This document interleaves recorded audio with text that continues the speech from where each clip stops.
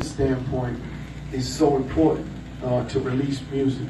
From a fan standpoint, if I'm a fan of you, if I heard a record, I gotta go, when I hear an artist I like, and I guarantee it's exactly the same for everyone in this room, we all do the same thing. We search them, right? We're in the information age right now. We search them. We go right to the Instagram, we find them, we go listen to see if they got a SoundCloud to hear other music. So imagine you don't have no other music for them to search. What happens to that fan that liked the record they did hear? They go find someone else. They keep it moving because you gotta feed, today you gotta feed those fans. They're so, they consume music so fast, you have to keep up. Think of Drake, he just dropped 25 songs. Like, he has tons of features, you know what I'm saying? You're competing against the best as soon as you put out music in this game. I don't give a fuck who you are or where you're from. You're competing with the best artists in the industry, period, point blank, that's it. So whenever someone hears your music, they're judging it just like they would judge Drake or Future or any of these other artists, the Little Yachty's or whoever it may be. You're no different. So you have to understand that and attack it with that same vengeance like these top artists do with all the money, all the resources and everything. You have to attack that business the same way. You know what I'm saying? Try and create a sound, a unique sound for yourself. I just left last week pretty much every record label just to go see some of my friends that are CEOs of the labels, from like a Mike Kaiser, the Craig Kalman, the Julie Greenwald, you know what I'm saying, the L.A. Reid, Monty Littman. And again, if you don't know all these names, these are like the CEOs of every record label that's out. And I had done years of business, so I go and sit with them just to kind of keep, let's say, my knife sharp, to make sure I'm in the right space and I'm understanding the right things in music, so I can sit here and talk to you and give you real information. You know, I feel like I'm a bridge, you know what I'm saying, because I could go to any place. I could go from the top to the bottom, back from the bottom back up to the top, and it's all the same love and respect. And I can actually take people to make them understand what I'm doing. So I look at myself as a bridge, and I'm the guy that's taking that information from these labels to bring it to you guys. That's why I'm here in Cleveland. I could have stayed my ass right home in New York. I never give a fuck about who's in the room. I tell my staff, don't worry about how many people we're building. And when we're building, it takes one by one, brick by brick. So the next time I do it, it'll be more people in the room. As simple as that. You know what I'm saying? So, but the labels, they gave me information that I already know.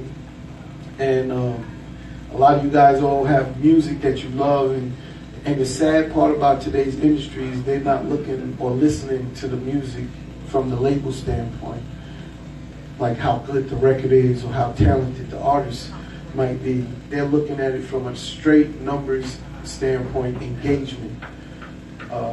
So, you know, it's very important that artists today are looking at how I can get engagement for my music. And I'm pretty sure you could look around the industry and see all these artists that you're like, who is this? Or where did this one come from? Where did that one come from?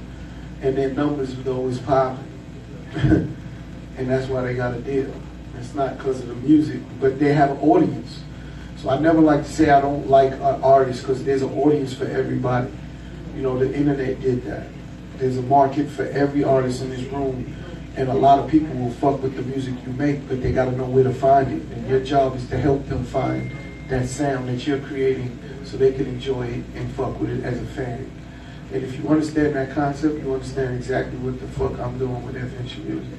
That's all I'm doing. I'm trying to get as many people to hear and see your music, like see from a video standpoint, a visual standpoint, and hear your music as possible. So when you talk about TuneCore, CD Baby, I'm not knocking them guys. To me, it's apples and oranges. They're not nothing like me.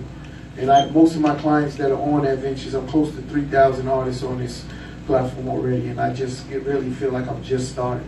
There's so much work to do, but it sounds like a lot, but once I get automated, I'll be over 300,000 by the end of this year. Like, that's how fast it'll move if I'm automated. I choose small venues because I can't scale and keep up with that bandwidth of artists and really help them. So what good is that, right? I gotta move my way so I can move and help all the artists that are here. that are on the platform. And that's all I'm doing. I'm just putting together an incredible team.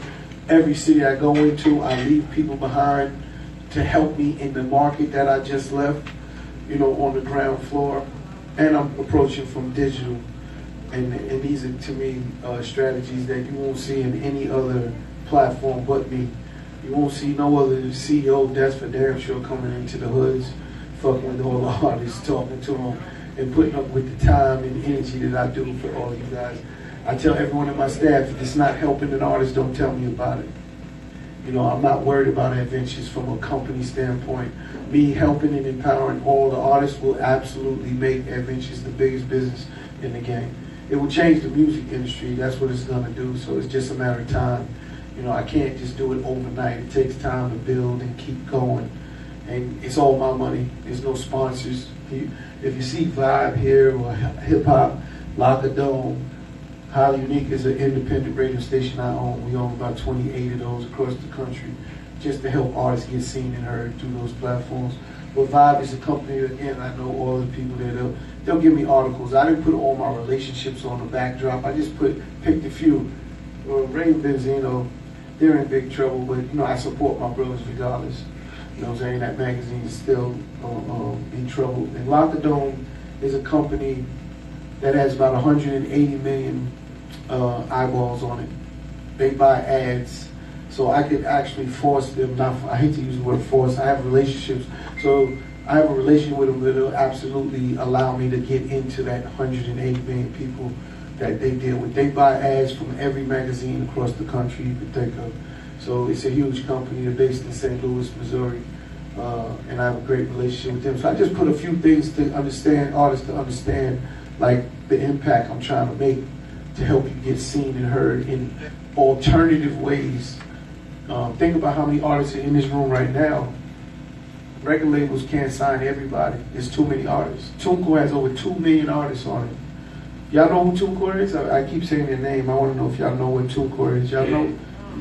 Yeah, okay. So TuneCore is a digital distribution company. It's probably the largest digital distribution company that's standalone and independent. They do real well. They do about $270 million a year. But their business model is completely different, because they'll never tell you what's good for you as an artist. They only tell you how much you gotta pay to be on TuneCore. Every time you put out a product or you want it distributed, and you'll run a tab up just like a phone bill, and they're right in your pocket every month, and you can't get out of that. And that's, to me, is a bad business to be in. For your business, you control, you own. But they do distribution well. I do distribution probably just as well or better than they do. So we're all in the same distribution pack. And the difference that makes me stand apart is, again, all the services that I add in my vision on actually how am I going to help artists get seen and heard in different ways, at the lowest level to the highest level. It doesn't matter. So I do this at the bottom.